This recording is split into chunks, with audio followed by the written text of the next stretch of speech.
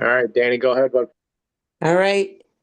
All right. Ladies and gentlemen, welcome to week two of Inside the GFA 2025 season. I am once again Deanna Morales, and before we begin, I just want to wish y'all a very happy World Autism Awareness Day.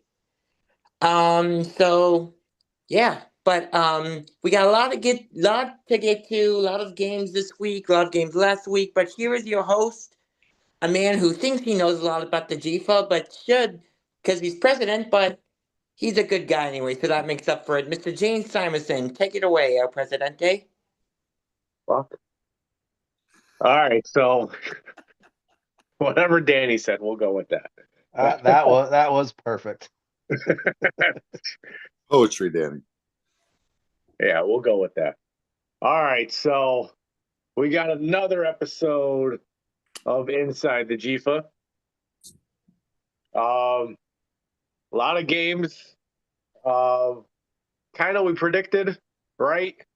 They were what we thought they were. Let's go with that. Um, Other games, maybe not so much. Uh, but we'll have to see how that all plays out. Um, what game you guys want to get into first? I say let's start with the blowout on top. The Wolves at the Tomahawks. All right. Wolves traveling to the Tomahawks. Tomahawks hosting their first GFA game in a very long time, over a year. And the Tomahawks won 62-12.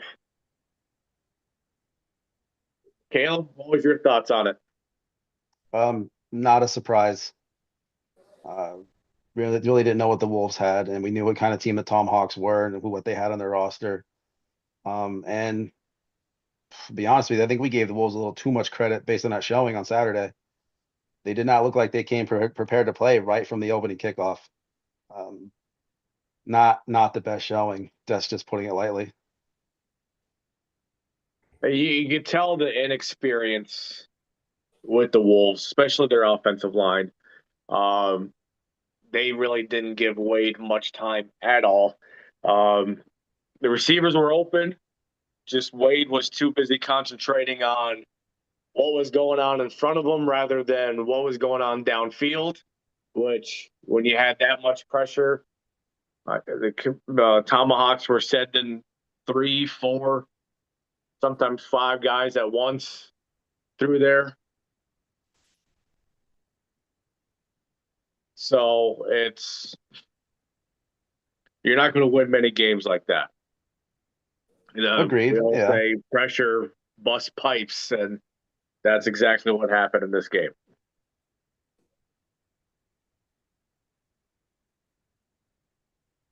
Thor, you got anything to add to that?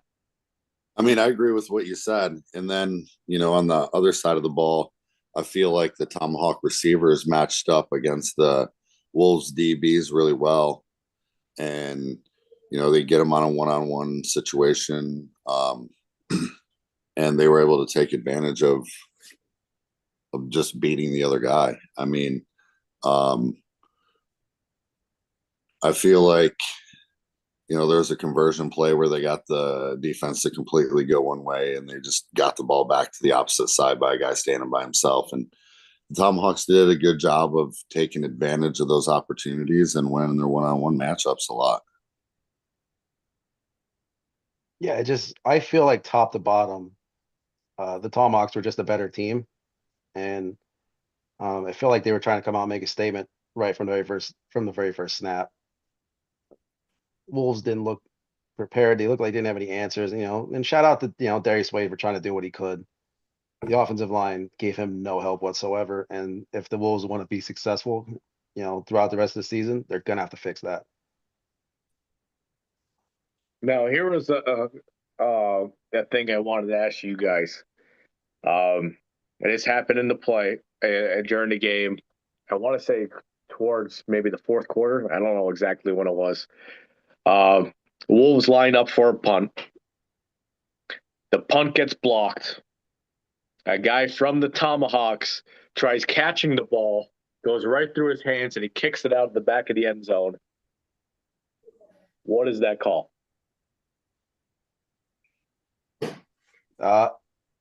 Since he kicked it from the end zone, correct? I would say that's tough. Normally you just go touchback. I was gonna say, did the ball It's hit the ground at all, or was it just in the air and then on the way down it was kicked? I remember the play. Yeah, I think it hit the. Bounced out. Yeah. I feel like plays like that are in favor of the defense for touchback, Yeah, if the ball or definitely is that for the offense? Touchback. But it was a punt. The Good Wolves question. are punting. It Yeah. got blocked. The guy from the Tomahawks tried catching it. It went right through his hands, and he kicked it, and it bounced out of bounds. Out of the I guess Wolves Wolves end zone. ball? I don't know. I would say safety at this point. Is that what happened? Because I don't remember hearing them on the film.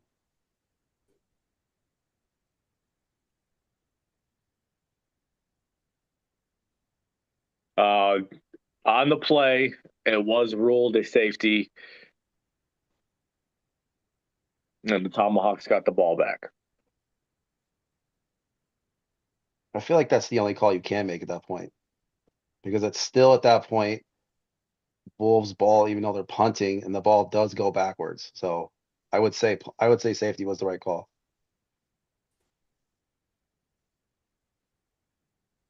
According to the PIAA, that is the right call.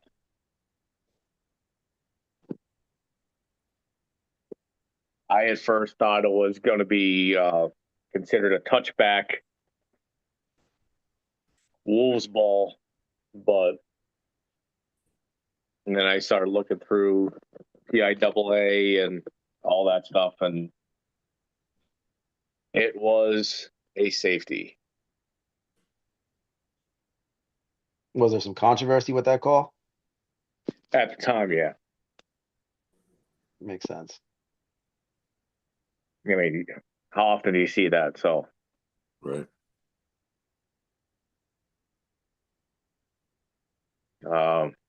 Lehigh Valley Wolves are in the chat saying,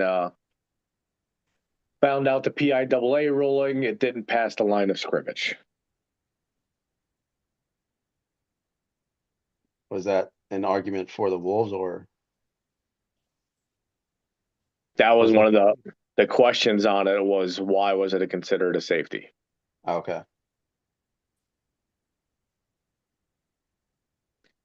All right, ready for the next game? Let's go. Let's do it. Vikings, Buffaloes.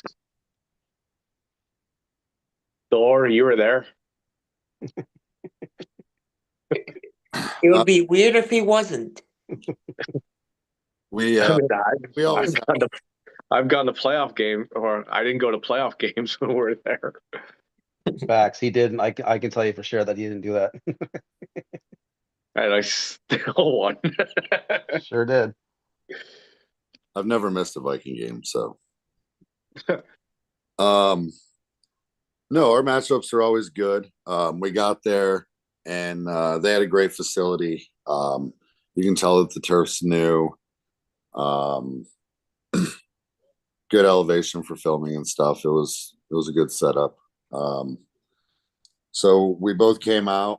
They seem to have kept a good bit of their guys from last year. Added some new pieces. We both came out, ate up a decent amount of clock. Halftime came, we were down a score. Second half, we came out, controlled the second half. I don't know, they had guys playing roles I didn't really expect. But, they were. like McLeister played a decent amount more wideout than I would have expected. And the guy's I mean, he's a true athlete. Wherever you put him, he's going to be a factor. So, you know, he was able to put together some big catches there. We weren't sure if we were going to see Cook because, like last I heard, he was healing up from some stuff still. So we did see him, but it was a mix of him and number one. They rotated in and out. T.O. played. He was on the offensive side of the ball for them. They brought in some other faces that were familiar. Terrell Jones. He was like a bigger back that played for the Miners last year. And then Isaiah Dawkins. He's a defensive back. But I mean, they ran a fairly similar style offense to last year. Of course, there's some changes. You know, May was there. Andrew May is a big factor in any game he plays in. So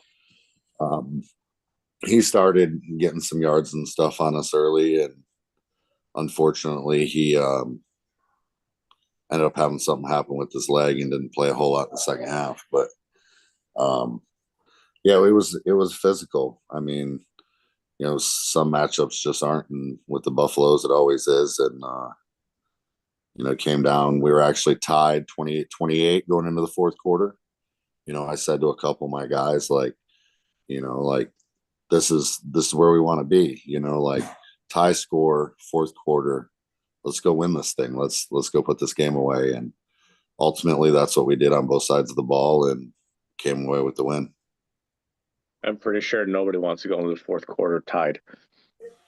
Well, you know what I'm saying. You know, I mean, that's better than losing by 2 scores, but you'd rather be up. Yeah, I get it. Yeah. But I mean, ultimately, you know, you can't be afraid of competition. You know, people who love competition get excited when those kinds of situations come up, and, you know, everybody came through.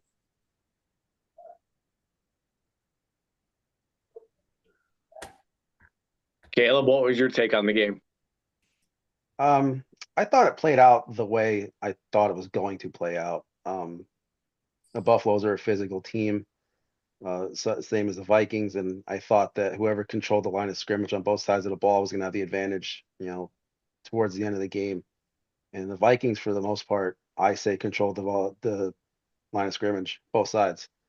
You know, early on, Buffaloes, you know, had some success running the ball. It was mostly to the outside, though. They didn't have a lot of success to the inside. That's really, I think, a testament to Jimmy Werner. He wrecks game plans in the middle. And then, you know, going into the second half, that fourth quarter, the Buffaloes seemed tired at times. I don't know how much depth they might have on the offensive and defensive lines, but I thought the game played out the way it did, what I thought was going to happen. The Buffaloes are a good team. I think the Vikings are obviously a better team, a more veteran team. A lot of those guys have played together for a long time, and you know, they kind of know what they got to do in those situations. So yeah, I think the way it played out it was exactly what I thought it was going to be. I was surprised with the amount of turnovers the Buffaloes gave up. Levi's not really one to make bad decisions like that. I think a lot of it came down to the way their offensive line played. I don't think it was a very solid debut for some of those guys on their offensive line. It looked like that running attack and that kind of struggled at times because of that lack of experience with it. I mean, the Buffaloes do have some younger, newer guys on the team this year, so it's going to be interesting how they move on and how they continue to keep getting better. It might just be reps Yeah. as the season goes on. I think I think the Buffaloes will be fine as the season goes on. I think, like I said, they played tough for 3 quarters, and then I think the war of attrition, the Vikings were able to come out on top. Just I think with depth on that one.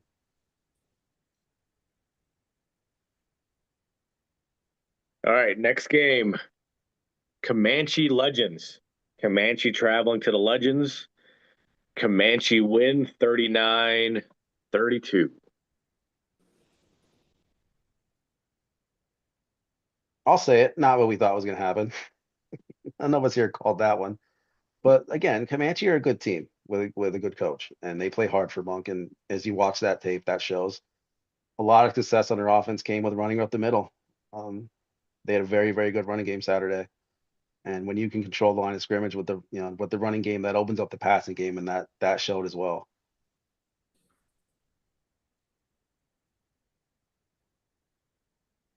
Yeah, kind of surprising. I know the Legends were missing some players on their defense. I think a couple of them sat out because they weren't showing up for practice.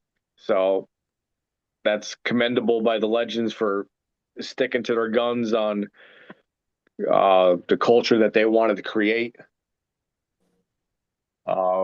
Medina had some uncharacteristic mistakes, the fumble towards the end. Usually Greg's money on that, and so to see him fumble like that, it was different to see it from that standpoint. First half in that, it just looked like it was going to be all Legends.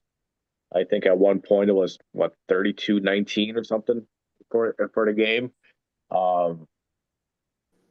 Comanche offense kind of seemed like dead on arrival, very flat, and then they started running up the middle and found some success with it.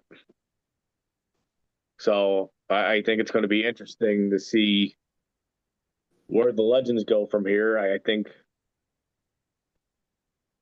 Brent and I were saying this might be the first time that a Greg Medina led team starts off the season 0-1. Thor, what do you got? Go ahead, Caleb. I was going to say that's a pretty impressive stat when you consider how long Greg's been in the league. Mm-hmm. Right. Yeah, I mean, I'm right there with you. I mean, like, I feel like Greg's receivers were doing a good job finding open spots in the field and getting open, but the Comanche were just really keeping pressure on Greg. And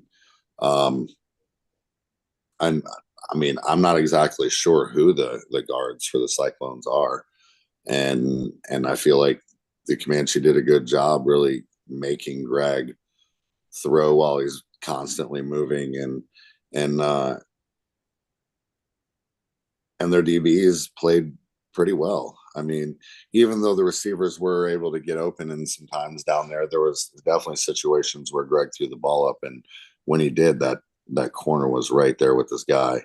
So I don't know. I feel like, they're getting things settled in over there, with the Legends. I know a lot of them have played together, but there are some guys on there that they haven't. And regardless, whether they've played together or not, even with those guys coming out here, it took us time to really get rolling last year. And I expect the same thing for them. And I think each game that team's just going to get better and better and better. But the Comanche are really talented. I mean, they got a lot of really solid players on their team, and John Dodson ran really hard. As a whole, I mean, we kind of expected a battle out of it. I know we all picked the Legends to win, but I mean, I expected the Comanche to come in and play a pretty good game. So I don't know, just mistakes on both sides of the ball here and there that held them back, and Comanche came out on top. I mean, their line played really well too. That center was out there really being physical with anybody that was lined up at nose tackle. I mean, there were several times I watched him put the guy right in the dirt. And there's a dust cloud around everything that hits that field, so it's visible. All right. Let's get into next week's games. Let's start off with Buffaloes at Crusaders. I'll go ahead and go. just because you go first, Ben going first here, Caleb. I'm really excited to see what the Crusaders put together. I mean, I've heard this and that because I know they did some scrimmaging in the offseason, but last year they came out real scrappy, and I'm excited to see it now. Last year they weren't able to put together any wins, so going in and picking them against pretty much anybody is probably not going to happen for me till I see a little bit from them this year. Buffalo's just played a physical game, and obviously they're trying to figure a couple things out, but I really think the Buffaloes just go in and dominate this game across the board. I'm going to pick Buffalo's 52, Crusaders 20. Yeah, Thor, I'm on the same line of thinking that you are. I have not heard much about the Crusaders, but having watched them last season, unless they made drastic improvements that I don't know about, it's hard for me to pick against the Buffaloes in this game. I think the Buffaloes are still a very talented team. They go down week 0 to the Vikings. There's no shame in that.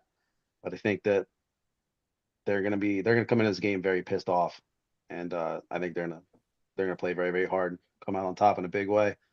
I'm gonna go Buffaloes 48, Crusaders 6. I'm curious to see the maturity of the Crusaders from last year. Like last year was they took their beatings. Let's be honest. I think the one game was like 96-6. So it's interesting that what Thor's having a stroke on screen here. that they That might have been our game. I'm pretty confident it was.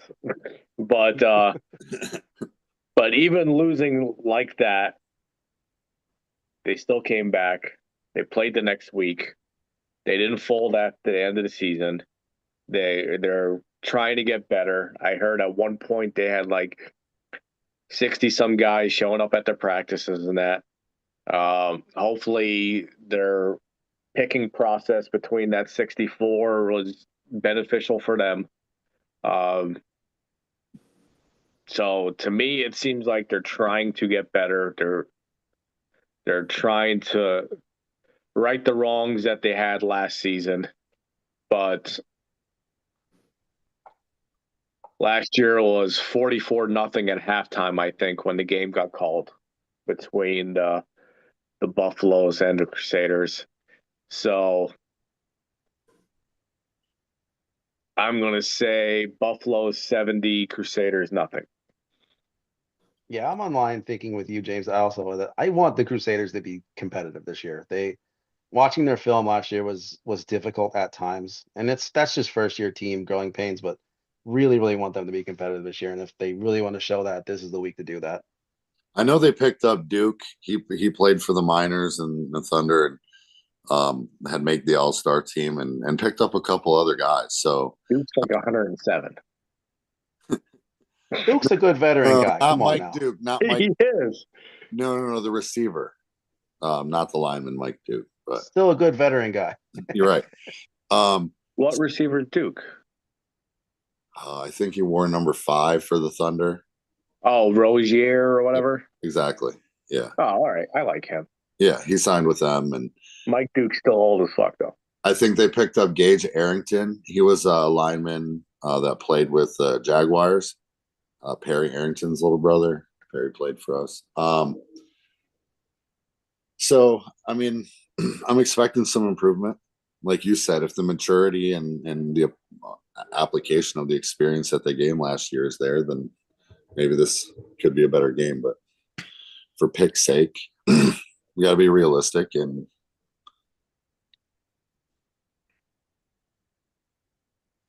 we are where we are. What we got next? Oh, Danny, you got a pick? Yeah. I think I was at the Viking game last year because I think that might have been during the first week of the season, and I saw that 44-0 absolute slaughter. So I'm gonna go. What is it? Who are the teams playing? I forget. Buffaloes and Crusaders. Buffaloes and Crusaders. I'm gonna You go had nowhere near Buffaloes. what you were talking about. Let's go Buffaloes 58, Crusaders 30. 3, huh? Yeah. The mythical All right. 3-point play in the He GEFA. said 30. Well, fine. 30. Oh, I No, he thought said he he said, definitely I said said 30, 3. but let's Okay. go 30. sorry, I heard 30. I was like, whoa. But three's even a little more. let's do 30. We'll go with 13. Yeah, You're a better that's man than me. that's a score they can actually get. 3. I forgot you guys don't have field goals here. That's my bad. Yeah, no field goals. I mean, like I said, I'm interested to see how the Crusaders matured in the offseason and see how prepared they are for a game like this against the Buffaloes. Yeah. I hope they got to keep that field and facility they used last year in Indiana. That was another field that was real new, and they still have that. That's cool. Because I think they're calling for potential of a lot of rain across the state this weekend, and the turf might help a little. All right. Next game. Wolves on the road again to the Comanche. Shorter trip. One might be over by halftime. I mean, Comanche probably has one of the best D lines in the league. But when the Wolves were the Mustangs, a lot of those pieces that the Comanche have now were Mustangs. So you can't tell me that this game wasn't circled when the schedule came out for some of those players on the Comanche. I seeing how they kind of struggled against the Tomahawks. I don't see this going to be much better. I'll say 50-6 Comanche. Yeah, this is going to be another blowout. Pray for Darius, y'all. He's going to be in for it this weekend. Based on just the Comanche defense, I'm going to go Comanche 52, Wolves nothing. I mean, we're all in the same ballpark. You never know. I mean, miracles have happened, but Not on Easter though, buddy. this might this might take more than a minute. You're such a dick. That was good. Holy James, that was good. You don't tell good jokes very often, but that was one of your good ones. Danny Zip it. How do I mute you? But yeah, I think Comanche win big. I say 62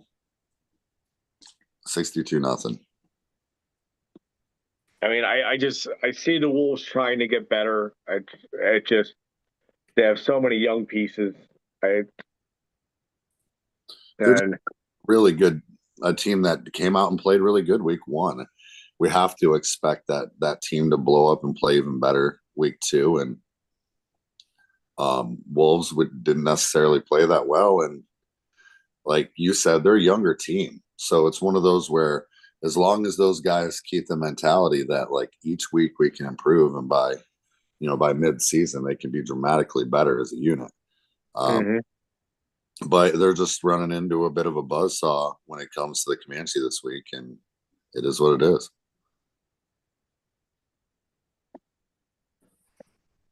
Danny? I'll go with the Comanche 53, Wolves nothing. Like you said that. Comanche 50, Wolves nothing. Wolves, I picked you last week and you lost. Let's see what happens when I don't pick you guys. All right, next game.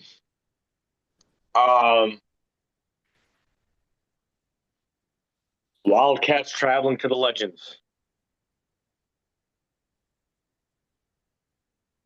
I mean, I'll jump in here. I looked over the Wildcats roster, and they got some names on there that come along with years in this league that I didn't expect to be there this year. They did return several guys again that I wasn't sure if they were gonna be there for another season, and it seems like they kept their core. I mean, JR's on there, Elliott's on there. I see Brett Groves on there. Um, Isaiah Reed. So, I mean, a lot of that core that's been there, for a year, at least the last couple of years, are coming back, and I don't know what to expect. I mean, I feel like, again, if I know Greg at all, and those guys um, that are on that Legends team, they're cracking down and really diving into every mistake they made and making sure that it's corrected and to come up with a plan for how to at least get it fixed if it's something that's going to take a little bit of time. If you got those guys that you said didn't dress in that game, return to that defense, and that defense gets to play a bit better against the run.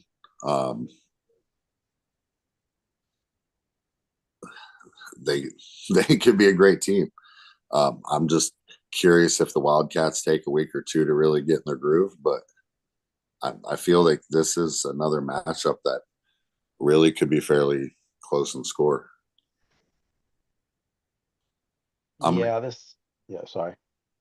No, sorry.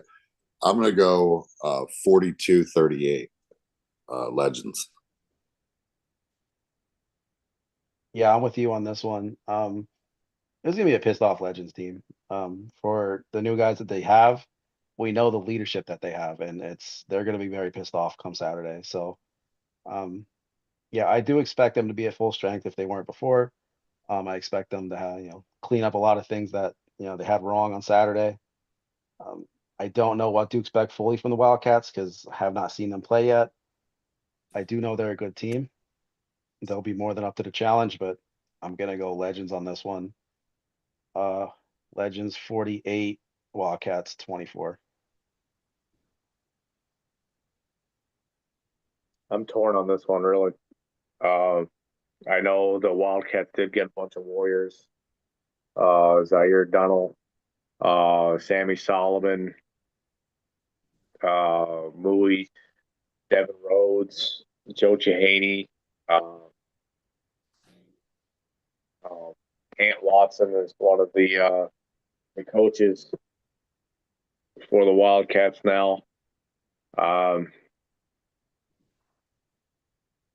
They just got so many weapons on the offensive side, and I have so many questions about the Legends defense.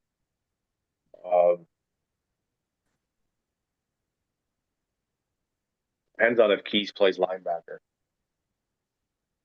Keys plays linebacker. The Legends win with ease.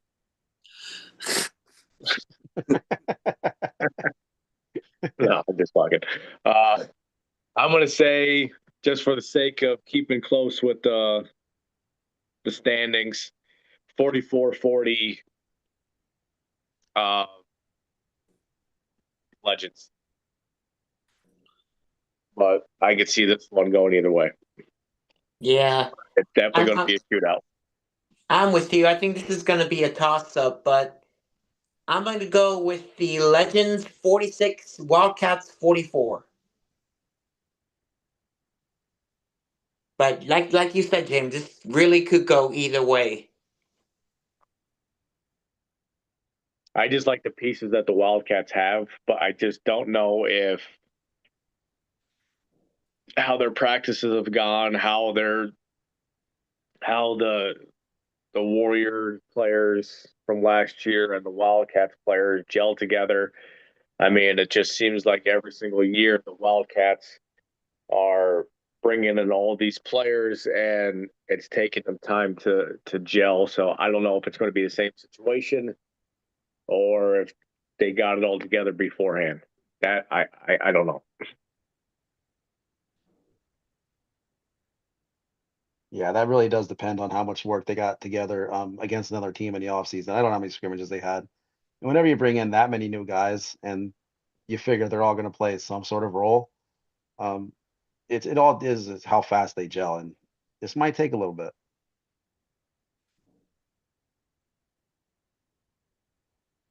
All right, last game. Tomahawks hosting the Vikings.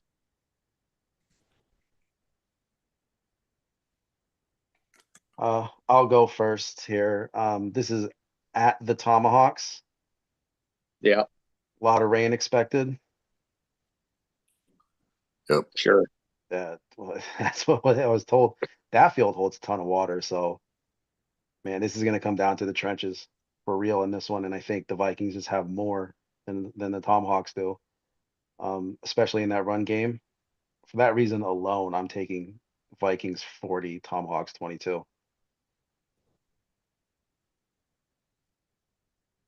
Thor, which time are you losing to the Tomahawks? Is it going to be this one or the next one? This guy. You're crazy.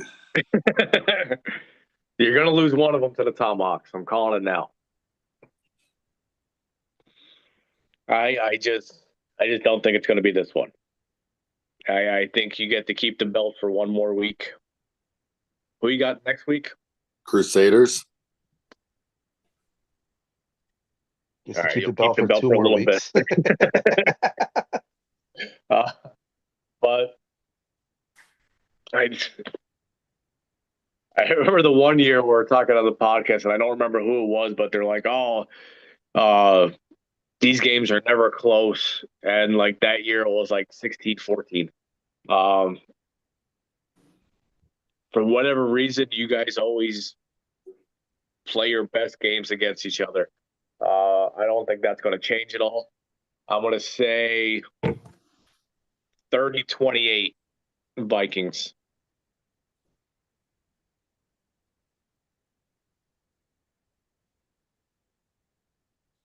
Danny?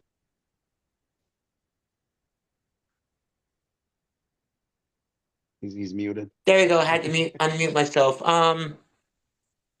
Yeah, I think I said it last week. As long as Thor is on the panel, I'm not rooting against the Vikings. So let's go. I don't know.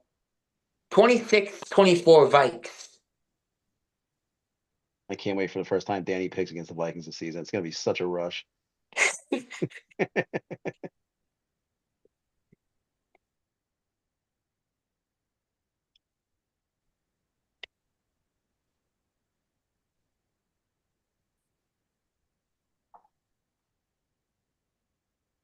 All right. I think that's all of them. Some of them are actually pretty good games. Like it's a lot of games have like question marks behind them on how they're going to do. Some of those questions are how they're going to bounce back, obviously, but I think it's going to be some interesting games this week. I can't wait to see how they unfold. We had the referee scorecards. We do them after every single game. The refs give their grades, what happened with the games and all that stuff. Wolves and Tomahawks got A's. Buffaloes and Vikings got A's, and Comanche and Legends all got A minuses. I believe that is the first time we have gone a week where everybody was in the A's. So kudos to everybody for keeping it football. That's something special that I never thought I'd see. So I appreciate you guys for doing what you do. Let's keep it rolling into next week, and let's continue to have fun and playing the game we love so much. I mean, you only get so many opportunities. You only get so many moments to be able to still do this. So let's keep having fun with it. And let's keep it rolling. You guys got anything else? No, I think I'm all good. I don't. That's it for me. All right, Danny, take us away, buddy. All right, ladies and gentlemen, thank you for tuning into another week of Inside the GEFA. We'll be back same time next Wednesday at 9 o'clock Eastern Standard Time. Until then, y'all have a great weekend, and we'll see you guys next time. Peace. Thank you, Danny. Sure. Caleb, say hi to your mother for me, all right? Never ends.